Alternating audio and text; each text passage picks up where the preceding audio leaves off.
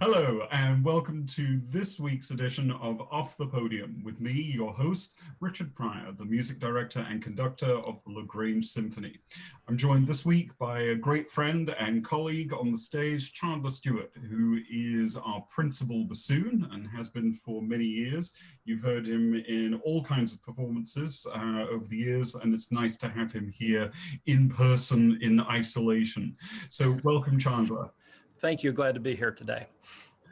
So the bassoon is one of the most beautiful kind of sonorous instruments in the orchestra, either as a solo voice or certainly kind of holding up the woodwind section. It's also incredibly complicated to play and start on this instrument, so it's quite a challenge, like right out of the gate. So I'm curious, what drew you to the bassoon, or how did you find this instrument? I seem to have had a route that many bassoonists have taken in playing the bassoon. I started music, at least band, in the fifth grade. I started as an alto sax player and played for approximately 4 years.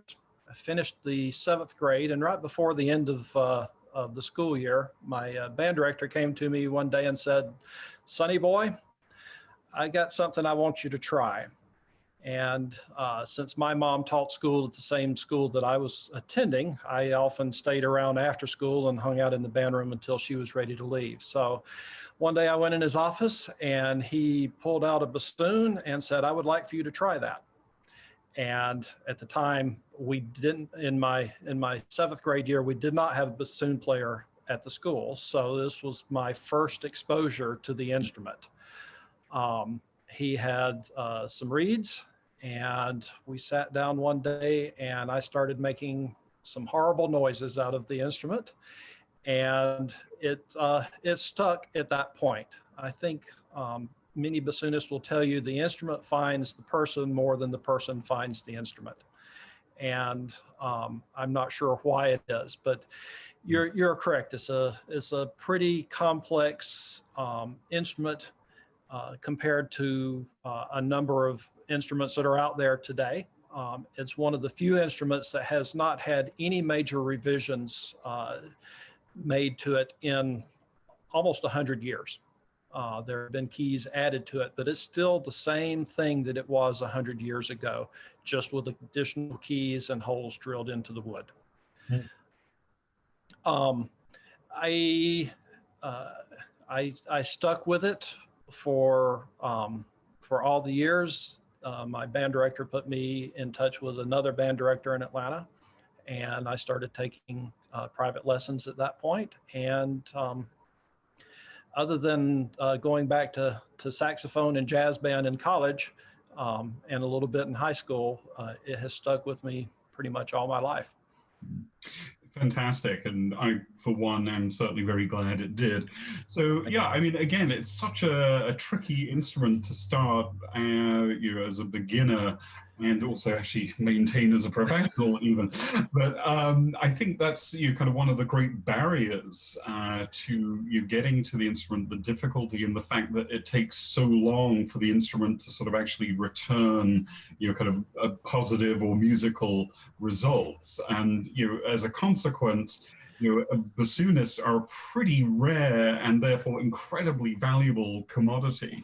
Thank you. Thank you. It does take a long time to get some results. And I was going to count how many years I've been playing. It's 35, I think, maybe even a little bit beyond that. I'm still waiting on some of those results to come back and get positive feedback and to make me feel good about playing the instrument. It's a very peculiar instrument in that it controls so much of what it wants to do. The reeds in the instrument, the weather conditions, your environment.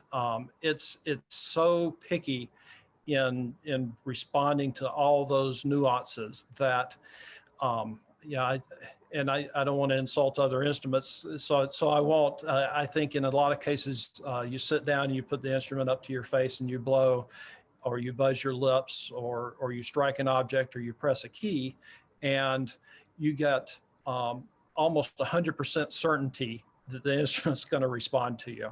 And the bassoon, I would probably put it certainly under 90, sometimes under 80%, that you're going to get the results that you want to. So it's a very nuanced instrument, and like the reed instruments and oboe, especially the cane measurements that you're using in the instrument are measured in millimeters, and it's often paper thin at the tip of the reed, and it can do what it wants to sometimes, regardless of the amount of preparation and work that you put into it.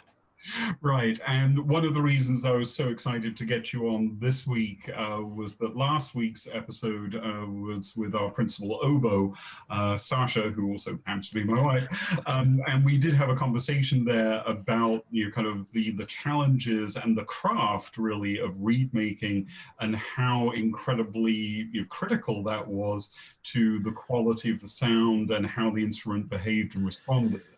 Very much so. I've had probably a slight amount of inferiority complex most of my adult life. I learned to make reeds. I made reeds through college. I made reeds some after college. But as my career path took me in different directions, and my full-time vocation is outside of music, reeds is one of the things that I've had to compromise on in being able to play. I still have a fair amount of equipment here, but I don't make my reeds now. I purchase professional quality reeds from other people that make them.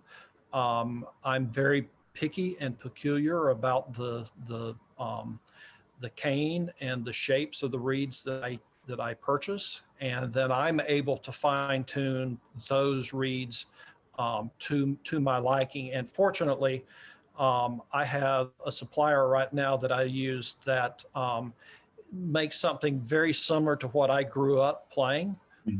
Especially in my college days, it was a shape and profile that was very similar to what my instructor and professor used and played professionally in the Atlanta Symphony for over 40 years.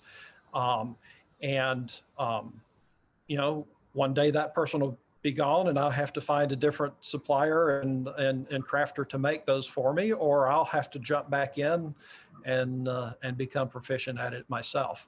Right. And I was going to ask you on the kind of the pre-made kind of professionally supplied reeds, if you did in fact kind of nuance those even further for your particular take. I do, yes. I won't say constantly whittling on the cane, but I am constantly monitoring the reed and making small adjustments as need be. Right. Yeah. Georgia is, especially this time of year with our humidity level changes and our temperature changes, even in rehearsals that we've had in LaGrange, what I sometimes have to start with is not what I finish with, because the weather changes in a matter of 6 hours, and the equipment changes such to the point that you've got to go to a completely different setup on the reed for it to respond and perform with. Yeah. So I think again worth mentioning for our audience that the instrument itself, but also the key piece of kit there being the reed is incredibly temperature and humidity sensitive. So, and I mean, even some players will adjust sort of mouthpieces and such for the type of literature or the type of pieces that they're playing. So one might have a mouthpiece for Mahler that isn't the same mouthpiece, for instance, as a trumpeter that we'd use for Beethoven, but it's the same trumpet. Correct, absolutely. And I approach most every rehearsal and performance with a minimum of 7 to 8 reeds that I would walk in the door and pull out. And sometimes it's kind of like playing spin the wheel. You start with the one that you think is going to give you the best result in your warm up, and you go through them and find. And hopefully by the time you get the tuning A in the orchestra, you found one that you're happy with and can can get through the first piece with, not necessarily even the entire concert, but it's piece to piece depending on is it soft and a quiet piece versus a loud full orchestra piece, because they will give you completely different results of what you expect it to. Fascinating, fascinating. So speaking of LaGrange, again, you've played for many years with LaGrange as well as numerous other ensembles, but I'm curious, over the past few years, do you have any particular favorite performances or pieces that stick in your head? I do. I'm not sure I could probably even list them all in the short time that we have. I think the first one that comes to mind is the John Williams concerts that we've done. That was such a huge influence on me musically growing up, listening to the film scores, going to the different movies and hearing the music in those films. It was not something that I played in college or early in my career. But it's certainly been some of the highlights that we have played in LaGrange. I think specifically, I remember the movie E.T. having a huge impact on me musically. I used to buy records a lot, and I still have all of those albums in storage, and that was the one album that I listened to repeatedly. And when we performed that this last year, it was probably just one of the top pieces. Yeah, great. Yeah, and I absolutely agree with you. I mean, a purist, and I'm not sure what that is anymore, but a purist might argue that somehow film music is a subgenre or not of the same quality of sort of classical or art music, as we might refer to it. But I mean, certainly there is just a ton of music out there that is just as difficult, if not more difficult technically to put together. And frankly, kind of these big film scores that actually bother to use a full symphonic orchestra and are crafted by people who are obviously great composers like John Williams or Alan Silvestri or whoever. There's just as much craft in that as kind of a contemporary parallel composer who, for instance, such as me, who has written pieces for the Atlanta Symphony. I don't see film music as being sort of a step down on the run here. Not in the least. It has everything that music from 150 years ago or 300 years ago that we listen to today is going to be there 150 years in the future for people to listen to in the same light. It's I don't see a lot of it in especially in well-known composers like that is going to go away.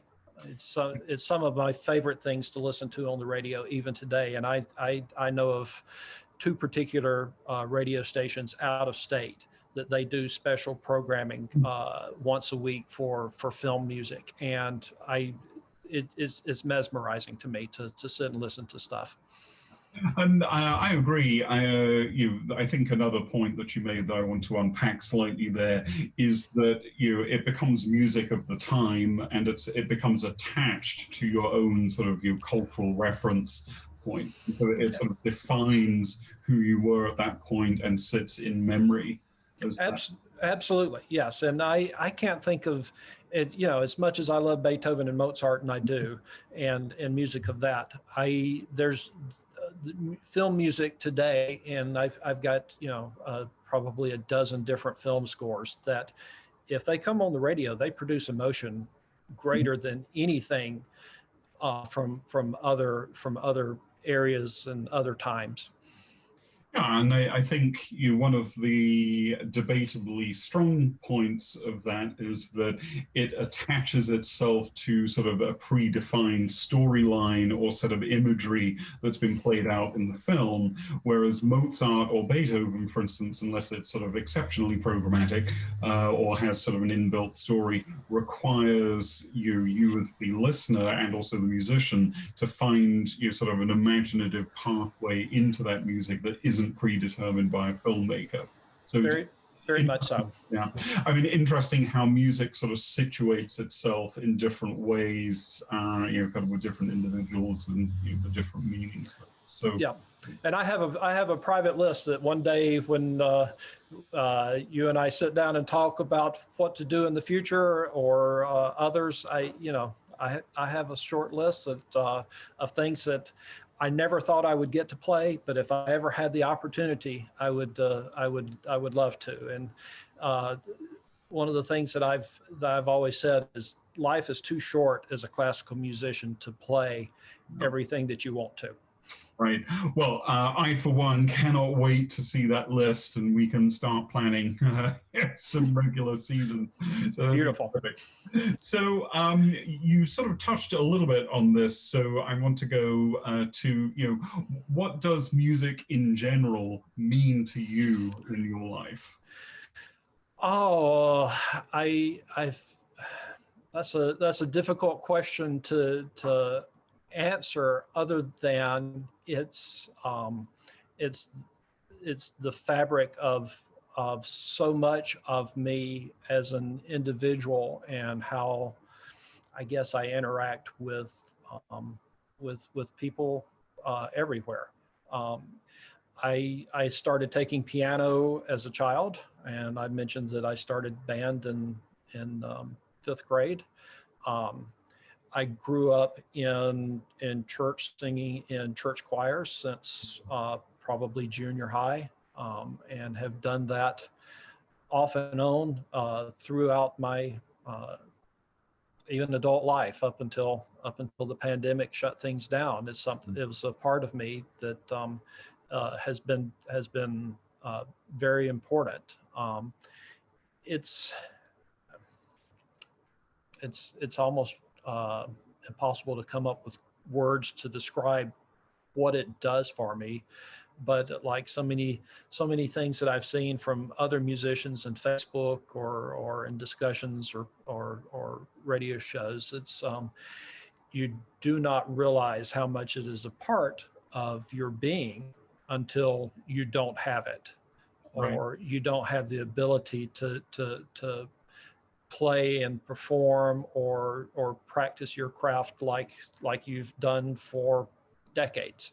Yeah. So it's a weird time for sure. That it is. So, you and I are very fortunate to sort of obviously have the shared experience of you presenting, the LaGrange Symphony Orchestra to the region, kind of on an annual basis. And it's, a pretty exceptional asset, artistic asset to the community and the region. I'm curious on what your take, as a performer in that symphony orchestra versus me as the conductor, who is quite often the face of the orchestra publicly. But as a performer, what is your take on the importance of music to the community in which we serve?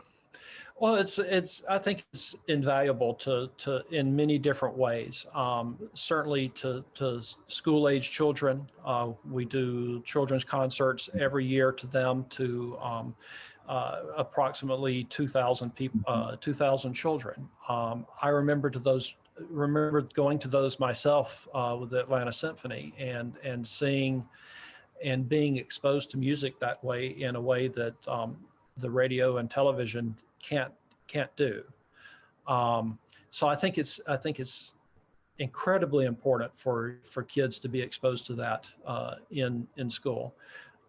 It's equally important in church and in the community to bring people together from different backgrounds, from different cultures, and they're able to concentrate and focus on a single thing that brings them into a like mind, if you will.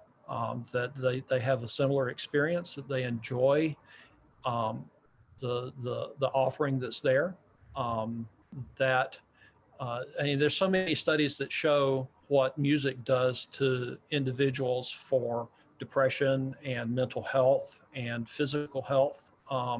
Being exposed to that, I think, is extremely important. And I don't know that you can quantify that and put it in a bowl and say, see how important music is in your life or somebody else's life or the community. It's just something that's so constant in our lives today.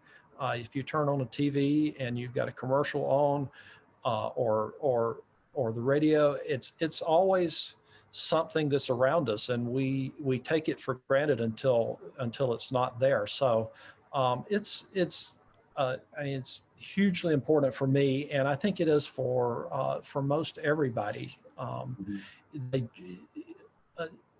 They just don't realize it.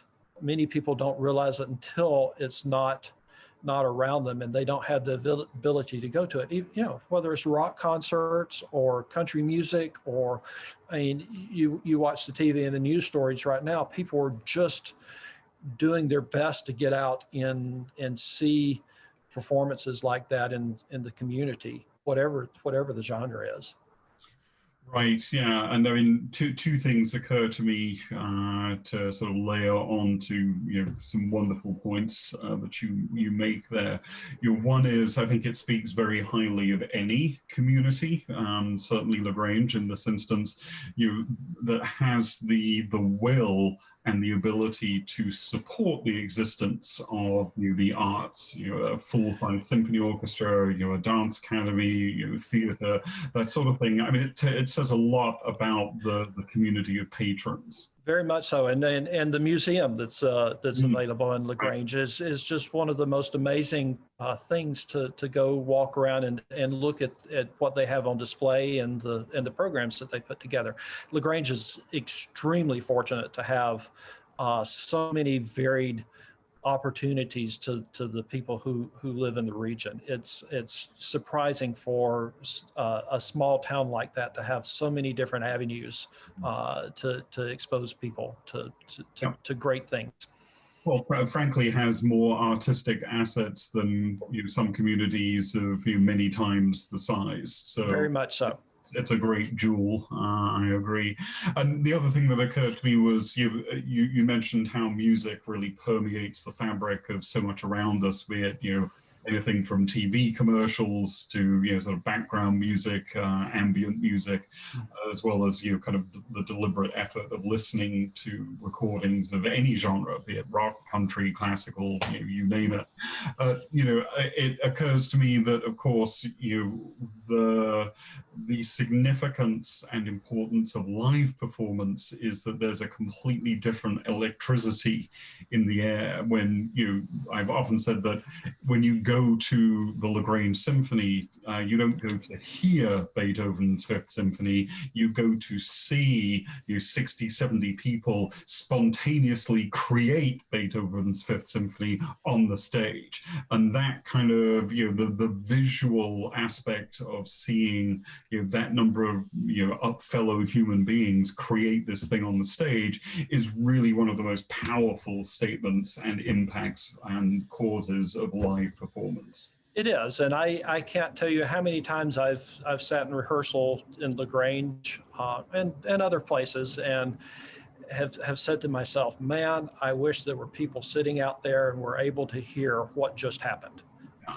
Because it's the live performance in a concert is good, but there's just an equal amount, if not more, things going on in rehearsals that are contained in the walls that people don't get to hear. And it's a shame that maybe one day technology will be able to share that part of it with the audience also. Yeah, yeah, and I mean, we've certainly talked about having open rehearsals so that people can sort of see the process of how things are shaped and come together. So we'll definitely do that when we get back. Cool. So lastly, what I wanted to ask you about was your life outside of music, because of course, what most people, if not everybody, in our audience doesn't get to see or know about are the incredible lives of our musicians outside of being on the LaGrange Symphony stage. So tell us, what is it that you do? I chuckle when you ask. I feel very fortunate that I've had the opportunities in life to do a number of different things. I know I have friends that they go to college, they study a particular path, they finish school, and they stay on that path until retirement. And my wife Betsy laughs at me when we talk about it sometimes, but my career path seems to have been a good analogy of the ball in a pinball machine that just bounces in different areas at different times. And I've had a number of fortunate opportunities in my life that today are still happening, and I'm grateful for that. So I did study music in college, and at the time that I was going to school, I thought I wanted to be a professional bassoon player. A full-time bassoon player in an orchestra. And the music scene in Atlanta back in the late 70s and early 80s is drastically different today than it was back in the 80s. Back then, I was, at least to my recollection, was one of the few bassoon players outside of the Atlanta Symphony and the other Atlanta organizations. And so I played a ton. Every week I was traveling somewhere in Georgia or the Southeast and playing. And I honestly got burned out pretty fast in college. I started school a little bit early for my age, and after a couple years of school, I started looking around at what I could do part-time in going to school to help support the finances. And I got hired at Delta Airlines, working ramp and cleaning airplanes on the midnight shift about my third or fourth year in college. I had changed majors once or twice, trying to decide exactly where my career path wanted to go. So I worked on airplanes on the midnight shift, and I would get off at 7 o'clock in the morning, and I would head to school, and I would stay at school till about 4 in the afternoon, and I would go home and get my sleep before going back into work. So it took me about 7 years to get my undergrad degree. Once I finally decided I wanted music to be a part of that. But by the time I graduated school, I had 4 years full-time at Delta. And I made the decision at that point that I would stay in the airline industry instead of quitting work and going to get a higher degree with the hopes of finding employment in an orchestra somewhere. I had a number of friends that had done the music degree, and they were trying to find jobs, and frankly, there are not a lot of them out there, right. And especially in the bassoon world. I heard a quote from Christopher Millard, who I believe is I know he was the principal bassoonist in the National Arts Center Orchestra up in Ottawa. And he made the point years ago that Indiana University produces enough bassoon majors every year to fill the openings in full-time orchestras in the United States. Just one school is putting out that many bassoonists. And when you think of all the number of schools around the US and internationally that are producing bassoon majors, the competition is unbelievably tight. Mm-hmm. And I felt at that point that it was something that I didn't want to try, and figured if I did later on in life, doors open. So I stayed with Delta Airlines. About the same time, I grew up in Jonesboro, Georgia, which was at that time a pretty small, very suburban town outside to the south of Atlanta, about 15 miles south of the airport. And we had a volunteer fire department. And through several people in the community, they got me involved in that. So in 1986, I became a firefighter. And you can see some of the stuff over my shoulder here from a few things that I've held on to through the years. I went through EMT school, and I worked as a firefighter in the Clayton County area for 18 years before I decided to move on to other things. It was really one of the most rewarding jobs that I've ever had, to be able to help people in their time of need. There's nothing like it. So I can imagine what people in that position are going through today with the challenges that society is having. I have the utmost respect, and I still have several guys that were on my department that have moved on to other areas in Metro Atlanta and our fire chiefs today, and the struggle is real. So it's amazing what people are able to do and how they're able to help people today. But to get back on track, my job with the fire department opened a couple doors to me. One of them was Phillips Arena was built back around 2000. And because of some people that I knew through the fire department, they got me involved working there. So when I quit working at the fire department, I started working at Phillips Arena, and I did security for the Atlanta Hawks and the Atlanta Thrashers for 6 years before the workload just got to be too much. Music was my avenue as a teenager and in college. I tried sports. I was not very good at it, but I'm a sports junkie now.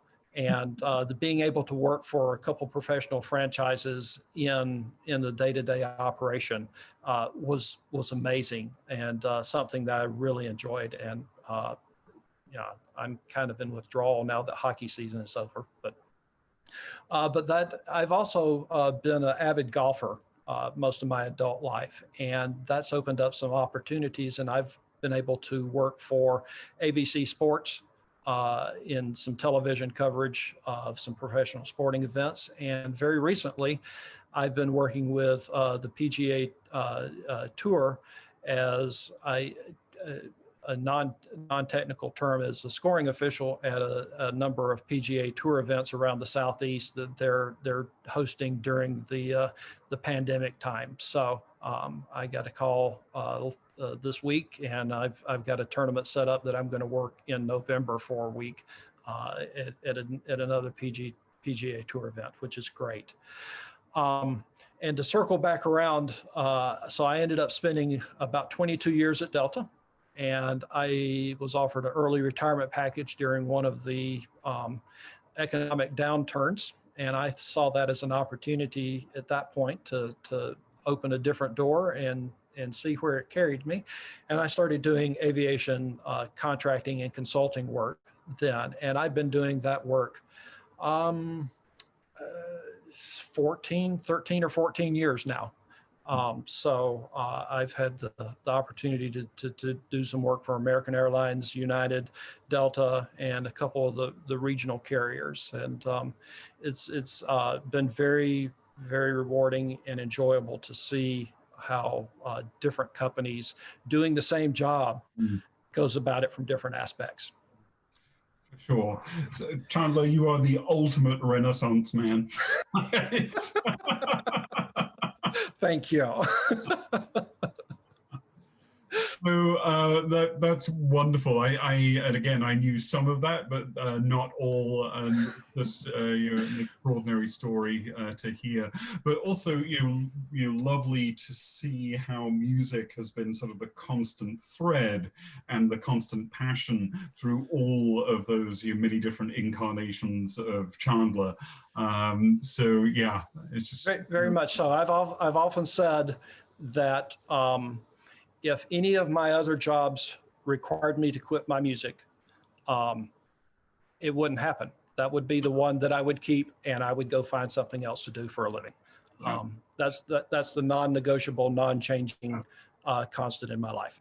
Yep, fantastic, and it really shows in just how you approach music and just how passionate and involved you are. It's just always an extraordinary pleasure to work with you on the stage. So thank you. Likewise, it means more than you and the people around me will ever know. Well, so I'm going to thank you very much indeed for joining me, and can't wait until you and I are back on that stage doing what we both do best. I'm looking forward to it. So Chan, thanks so much, and we'll see each other very soon. Thank you to the audience for joining us again for this week's edition of Off the Podium. I've been your host, Richard Pryor, music director and conductor of the LaGrange Symphony. Look forward to joining you next week, and of course do join us on our weekly radio show, The Joy of the Orchestra, every Tuesday at 7:30, Eagle 102.3 FM. Thanks so much.